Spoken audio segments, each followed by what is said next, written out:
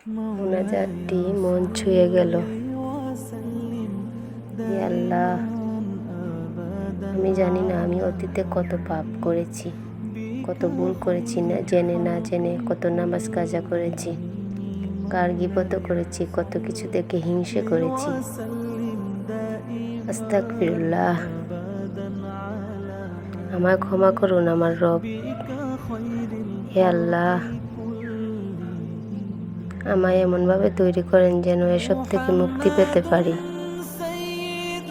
আপনি আমায় আলোর পথ দেখান। আমার অন্তরে ইসলামের প্রতি প্রেম বাড়িয়ে দিন। আমার মনে আপনার এবং আপনার রাসূলের প্রতি ভালোবাসা এনে দেন। ইসলামকে জানার এবং মানার ইচ্ছে বাড়িয়ে দিন।